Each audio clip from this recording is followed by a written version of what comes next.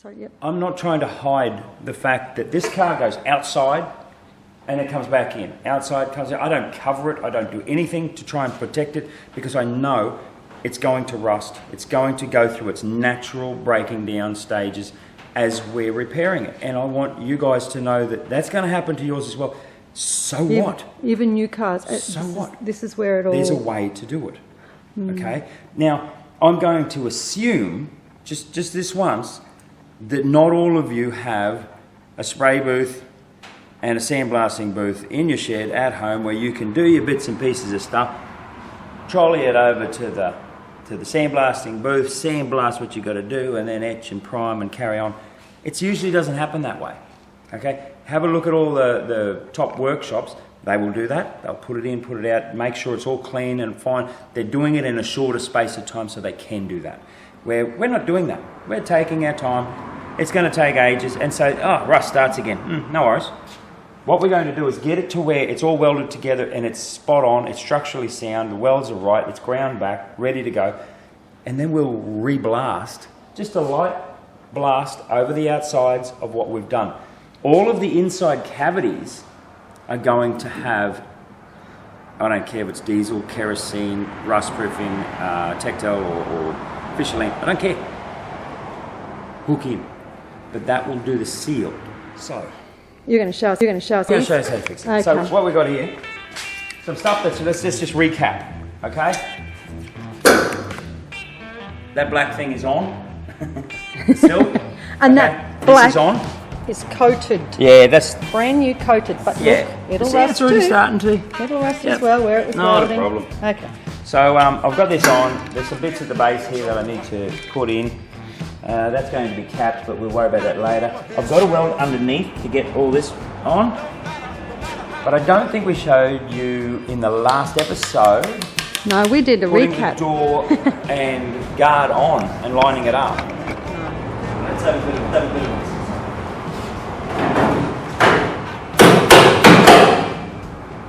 Alright, done. I need to clean off the area where I'm going to weld. But we made it. Yes, we did. Yes, we did. Yes, we did. Yes, we did. Didn't have a tornado. See that? There's just a bit of, while that's connected there and still hot, just rounding it off. To have water in the house for another day. But we made it. But we made it. But we made it. Yes, we did.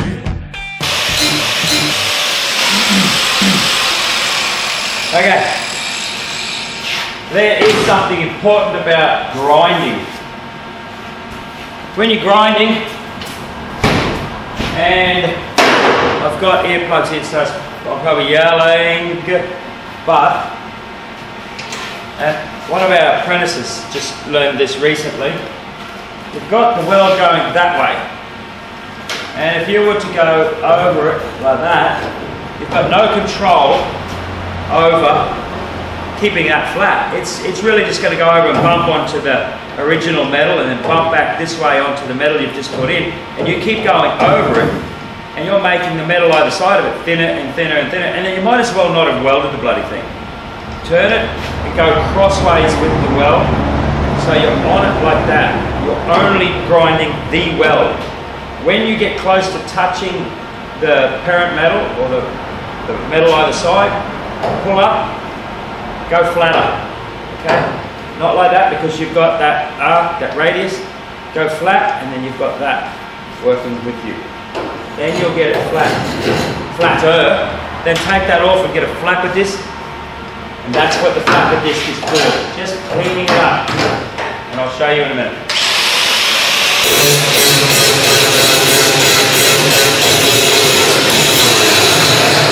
Probably looks like I've got some sort of problem with my hands. I'm going really fast. I'm checking like this, doing little grinds.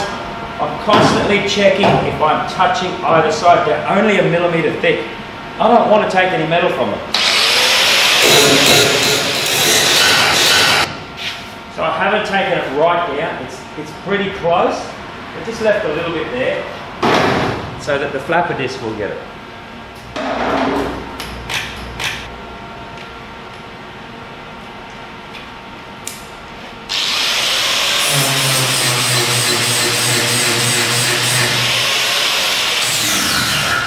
And with the flapper, you're sort of going over a bigger area. You want to see how it blends in.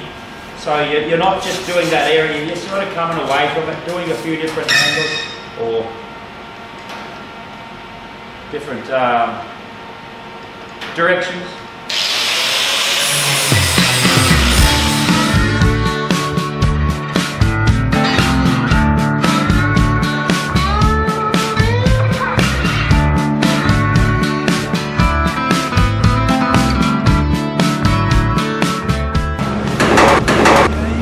Make sure that either side of that butt weld is level, parallel.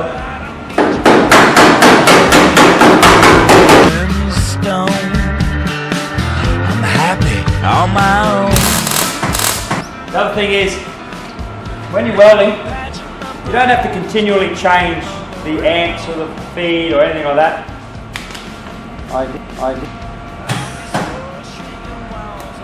That's about how far away you want to be. Even closer. If you're there while you're welding, you're going to get nice. You're going to get the optimum ratio of fire feed to power, all that. If you've got that set right, going in close, it's going to give you more. As soon as you start, let's say that the gap gets a bit bigger. Oh geez, I could blow a hole in that. Bring it back a bit. Not too far, but bring it back a bit. And then you start sort of letting, so you can see just there, a little bit of a hole. That one there, got a bit of a hole. If I go in right in close, a bit too much for it. So I come back a bit. And the longer you make that, and don't be ridiculous, because as soon as you get past about here, you'll lose your gas and you'll have to grind it out anyway. But you do that and you're making the amps or volts drop the further out you get. So it becomes a cooler weld, not as intense. That make sense? I think so. I missed the first part of the conversation, but It was strictly man talk. Oh, right. Secret. Strictly. Okay. When you're cruising along and you're thinking, oh, how am I going to get it straight? I'm freaking out. You can see up there it's not actually butting up properly. So you just get it and move it to where it suits, weld it, and then let it go. Okay? You make it work for you. Move this one or move that one until you get it, and it'll keep doing this. It'll be like that, and then you'll move it and tack it, and then you'll move that and tack it, and then you'll get it all straight. Tap, tap, tap, work your way along between the two pieces. It does not have to be perfect as soon as you put it in, because as soon as you start tacking it, it's going to pull it and screw with what you had in the first place.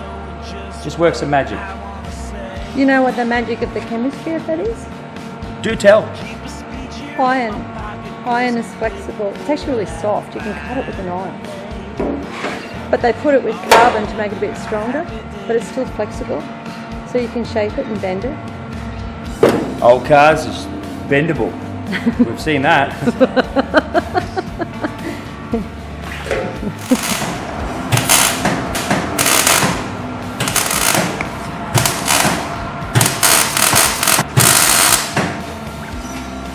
And don't continuously weld panel steel. But weld like that, don't just start going and make it a big long line. No. Spot, spot, spot. Change where you are, let the heat disperse, and then go back in. And if you have to fill it all up with just tacks, do that. But make sure your tacks have penetration where you can see it on the other side. Come with me, my little one. Other side. Does that look like there's any penetration? Yes. Damn straight. If you can still see a line, like so, let's just say that you're talking about, right? If you can still see a line through it, like the butt but join is still carrying through, forget it, you didn't do it. Yeah, righto. Huh. I learnt something. Here's a bit clever there, mister. What did you learn? The pink brings out my eyes. No, I learnt why you should do your little spot welds everywhere. I think I did anyway, because the panel will warp if you do it in one big run, won't it? It will, and if you just tack it down here and you keep running from one end to The heat. the other end is automatically starting to squish together and it'll open. You don't do that. Do a couple here, a couple there, and then get to the other end pretty quick. Do that.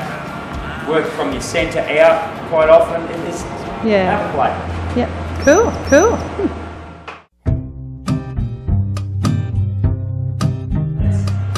Okay, then another question. Dennis, you just said spread your weld, spread your heat, it won't warp as much, blah blah blah. Why then did I, once I attached it together for so far and got all that, why did I just work from one end and work my way up? Good question I hear you ask telepathetically.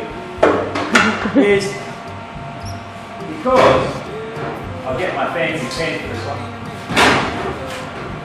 Yes.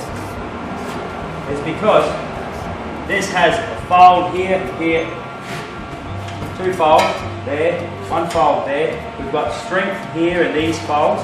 This isn't just a flat piece. If this was on a bonnet or a guitar or a roof or a side panel, door skin, there is no way that I would have just went zop, zop, zop, zop, zop, and got through it quickly.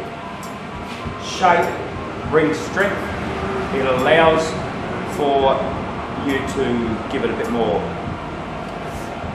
heat. You can give it a bit more without it creating such a drama, because it'll hold its shape with folds sitting really close. But yeah, if you wanted to do that here, oh, that has got a fold there. Yeah, there, not good. Big flat areas don't do it. I had one customer come in, had a hole put in his bonnet, and the fella who got to do it, to brace it, fully welded it in one go. Anyway, he's going to get a new bonnet. It wrecked it. Totally. You know, oh, but surely you can fix it. Oh yeah, but Costs the cost more. to fix and the cost to replace.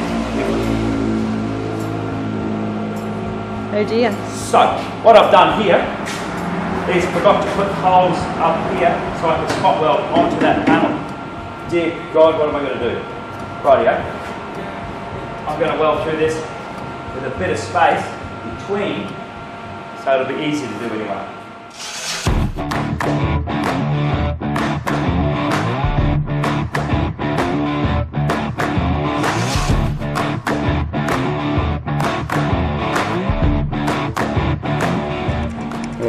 So what is starting center, ready to go. Get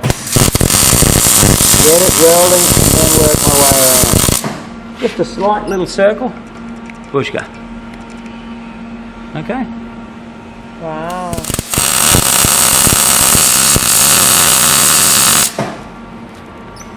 The point is, you need to weld the other piece that's through the hole first. You need to get penetration on that one first before you weld the outside circle. Okay, and you're doing the same thing, mixing it up, going here, there, everywhere with your weld. See how you miss one in the middle? Yeah. Well, yeah, you do. With that, you sort of make sure you've lined it up. These clamps have held it in line, and then it's just, because there's only a few, it doesn't really matter here. If it was a long run, yeah, space them out. Yep. But the thing with this, with a plug weld or a spot weld like this, it's pulling the two together. It's not pulling them apart or turning them left or right. Okay, unless you're... Yeah, I'll get into that one another time. Yep, okay.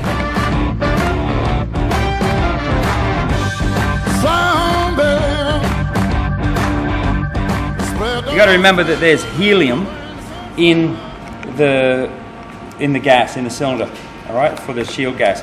Helium rises. So the helium is in there for doing upside down welds, so to speak. So you can, or vertical welds, so that the gas will go up. It won't just come out and drop onto the floor. It will shield as you're going up. So you can do overhead like that, up underneath, and it will still shield what you're doing. Thing is, gravity's going to want to bring the weld pool back down onto you. So if you're doing a hole up here, don't do it like that, because what's going to happen is it's going to be pushing it out of that hole, and gravity's going to want to take it down. Do that, and that will mean that the gas and the wire is holding that pool up above you. Don't be scared if it's going to drop down in there. You can always clean it off. But do that. You may want to just increase your wire feed, your wire speed, just a fly sheet, and it'll hold it up there. Okay. Now to weld now. I'm just kidding. This one's off because yeah, there you go. So let's have a, hang on, let me get ready for a crap spot. Okay, go. Gonna weld onto what I can. On the top, and now I'm on about a 45 up, because it's going to want to come down, so I'm going to let it come down slowly, bit by bit, until it does that. Okay? Beautiful. And we got ourselves good penetration on the back, people. Good penetration. And it's always good to get solid penetration from behind. Not that there's anything wrong with that.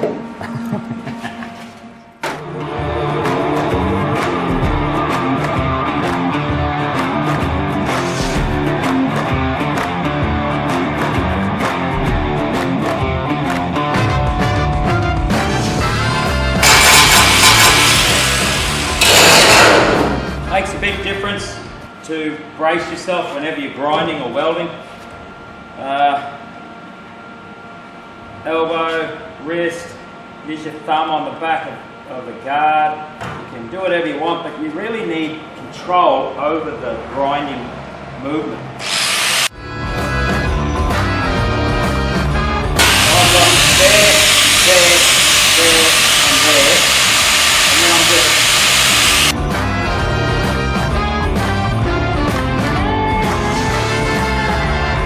do not use control over your grinding.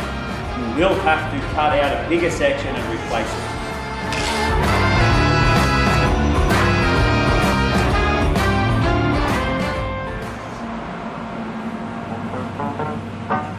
You're a noisy bugger, aren't you? That's what can happen if you've got a chip in one of them, you've dropped them, or there's a fault. They can let go. Really handy to have eye cover so that nothing gets in your eyes. Yeah, right. Yeah. Where did the bit... Well, It just shatters. All right. What sort of disc is that you're using? Like It's tell you the truth, I'm not really sure what it's got in it. Be honest with you. So you can put anything on the end of that drill as long as it'll fit, or that grinder. Now, section up here, Can you show me that thing that you're going to put on there then, so we can have a bit of an idea of what it might possibly be? It's a guessing competition. What is that? Okay, it'll have some sort of resin. It's fibre. It's Flexovit. You know, like Forrest Gump's ping pong paddle. That's a breed. But flick it over to see what is it. Is it a cutting? No, it's a grinding. It's a grinding thingy. disc. So it's a type of hard stuff that's sort of put into a resin and cured. Oh, I can only imagine. there you go. I don't know how it works, but it does. That's for another day. It's special. All right. So what are you going to say next? What were you going to say? You see something? Yeah, before I was really interrupted. Up here. Can I sit here? It's not going to fall off over. Yes, you can.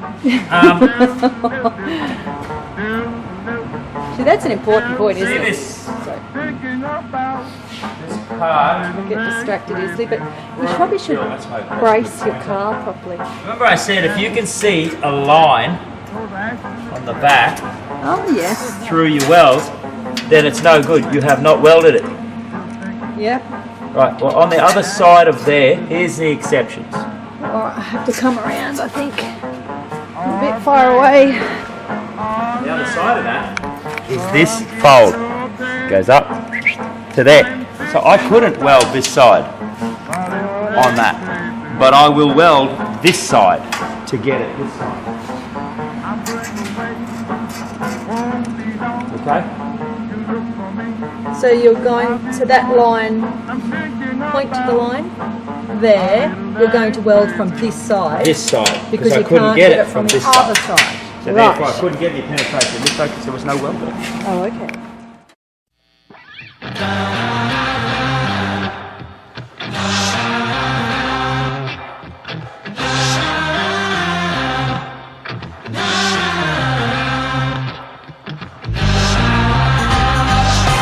Grinding wheel gets the top off and gets the heavy extra bits of metal that you've left there. But when you use a flap of this, Your mind out the gutter, babe. You laugh when I stutter, babe. You think you do so much better, well, I ain't buying that. bending and making it a lot smoother, a lot nicer to go over. Yeah. What's that? A flapper disc? Oh, that's that one. The one that I didn't know. With these little bits that lift. Yes. Ah, that's them. That's so cool. Okay. And it's a nice one. It makes it nice after the grinding. It will, and it's important. Do that after the grinding.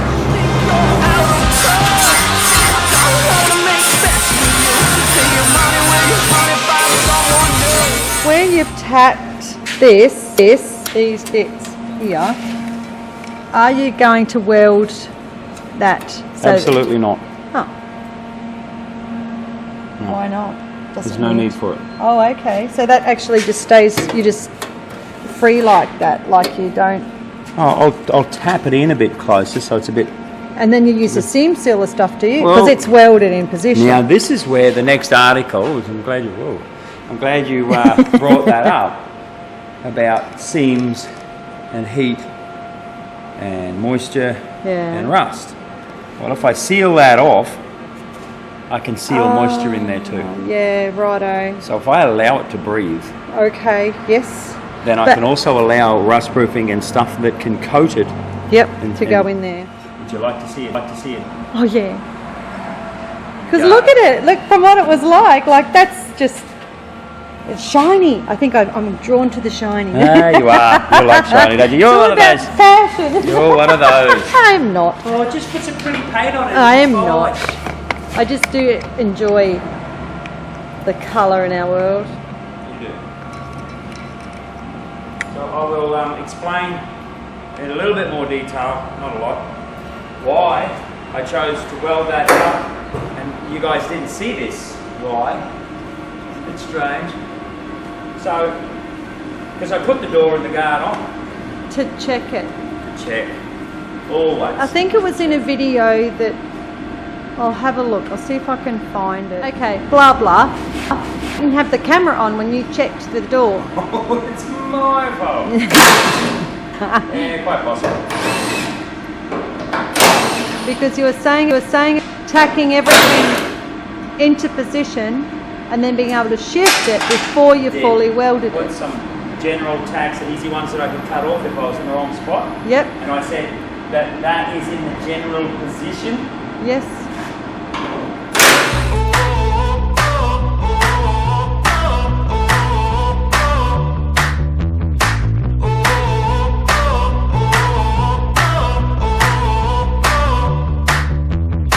You know I'd like to believe that you'd be coming with me, but my blood ain't royalty. Is that it has had patches before. Strangely enough. Along from here right through, and it's actually the bottom of it is bent. It hasn't been done correctly. So when you look at it along here, it's not too bad there. Then it gets to a bigger gap, and then it gets back to where it should be. So it does this sort of crap. That will need to be repaired. So what I'm going off is a gap at the back, which is pretty average anyway, but from new they weren't that good. Bigger at the top, like this. Now, we could probably bring it up a bit at the front and swing it down a bit at the back, and it would bring it a little bit more balanced, but we're going to work our gaps better. This has all been tapped around and beat with, so we don't know what's happened to this door. That's actually not straight at all. So we figure that sort of gap's not too bad. We'll just close this up here. Can you see what I mean? If you look along that from the top of the front of the sill, if you look that direction, Which way? This way? from the front of the car along this edge, and you can see how out of shape it is. Yep. It's just so we can't go off the bottom edge, but we'll go off the back edge and the front edge. You go, rightio, it's looking good. It's sitting in there. Yep. We'll get the guard. We'll sit it on and see what it looks like. There's a lot and adjustment in the hinges, all forward, back, up, down, and the same on the door. So even if that's a fly shit out, the adjustment of the door you can get.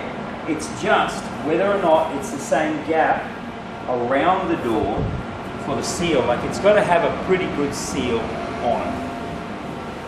Well, The rubber seal. the rubber seal, stop the weather from getting in, wind and that. So, and it is pretty much the same all the way around there. So I'm pretty happy with that.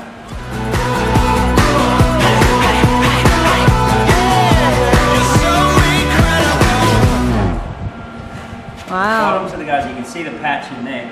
The guards can move like that. So you can open it up, level that out, you see that? Yeah. See how the front comes out? Yeah. Well, where this has got to go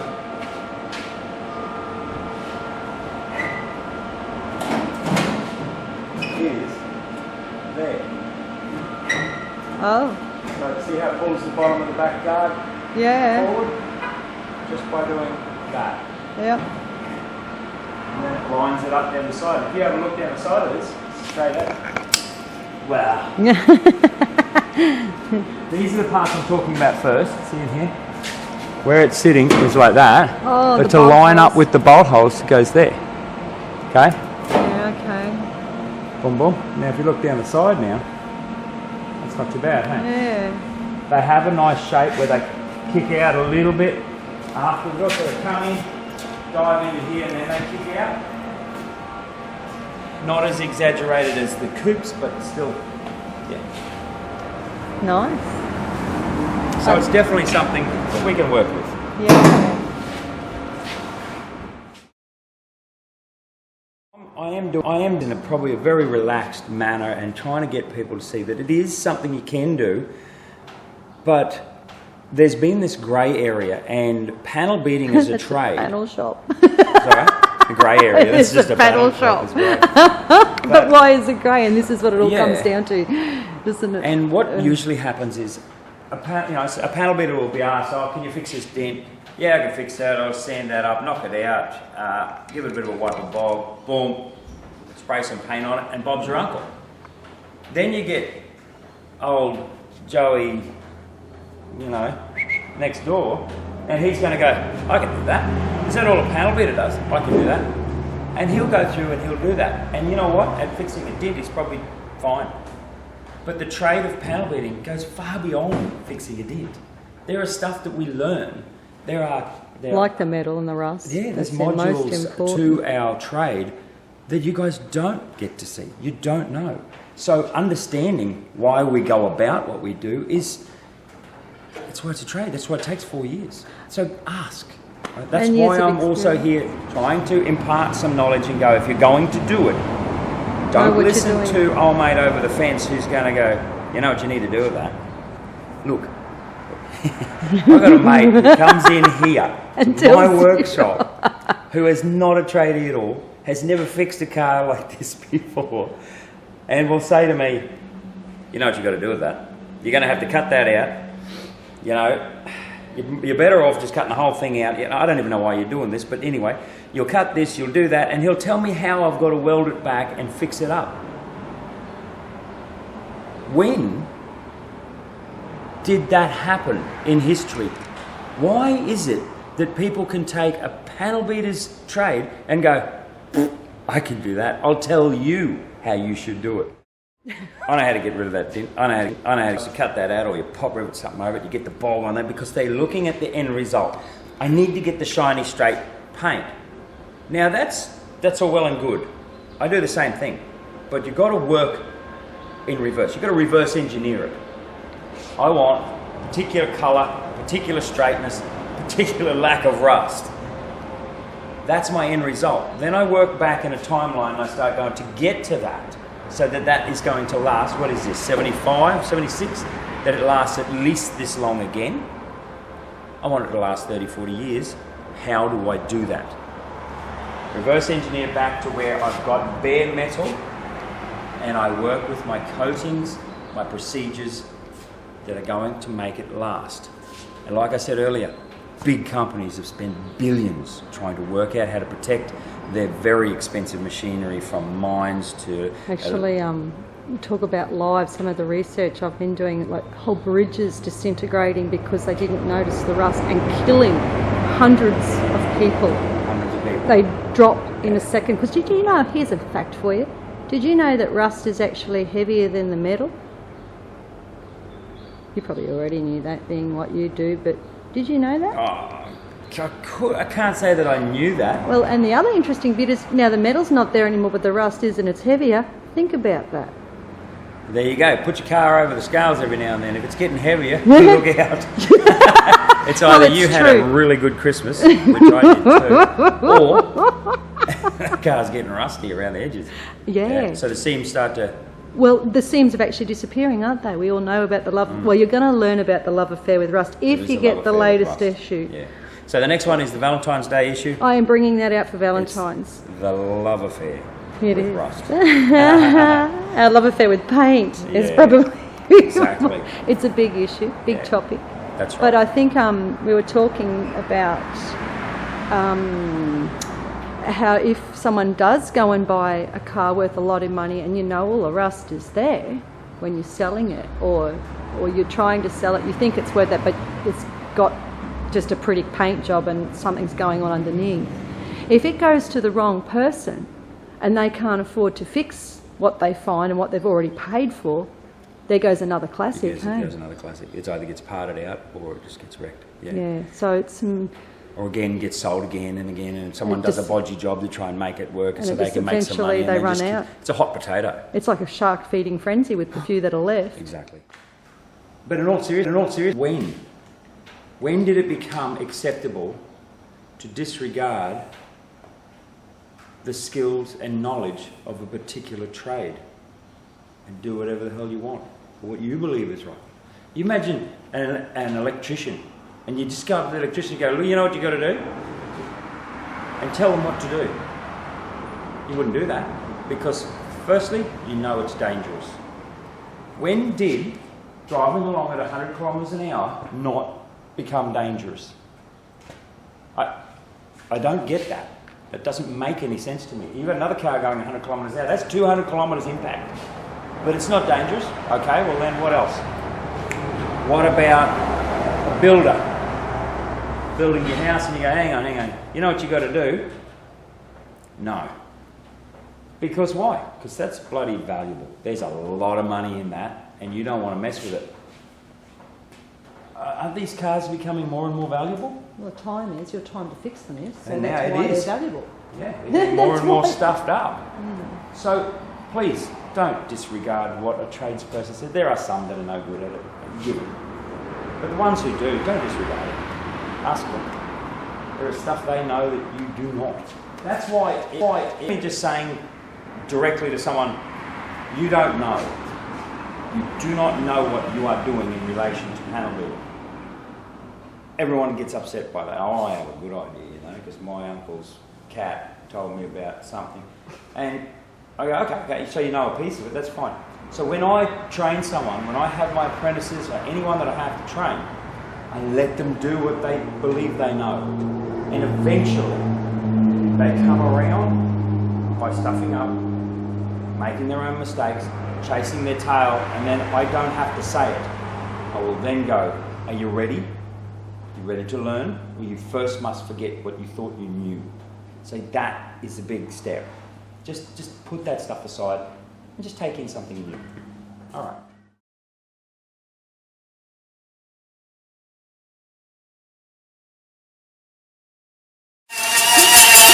Paddle beaters are doing it for themselves. Just imagine trivialising what a woman does in a kitchen. See how far that gets you. Yeah, that would be a world of hurt there. But for some reason, can't wait to some takeout. Oh, Jesus, that's good. I'll put some long sleeve stuff on. What are you mumbling and groaning about? It's going to get hot. Don't you like the heat? Oh, it makes me rust. Sweating and carrying on. Yeah, you're onto it. You get out of the kitchen if it's too hot. Oh, here we go. See, all I had to do was say kitchen, and it's like, oh, really? So what I do doesn't mean anything. Well, you do it. Oh, darling, you know I love you and I feed you. You imagine all the guys out there who go, you know, what you do in the house, it's nothing. I work hard. Oh, Me lift box. oh yes. What was that? There's copper coming. Is that all right? Oh, it's just the insulation's come off a bit. It's just the earth. Is it okay? Yeah, no, it's supposed to... No. Why did you?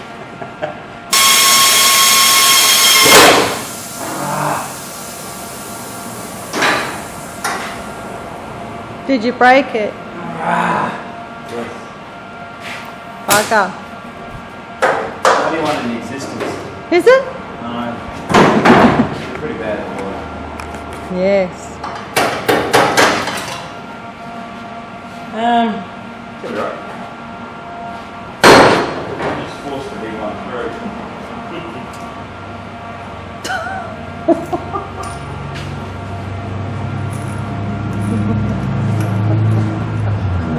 That was caught on camera. Oops. Anyway, don't try this at home. Well, that's the only place You should can if you try. want.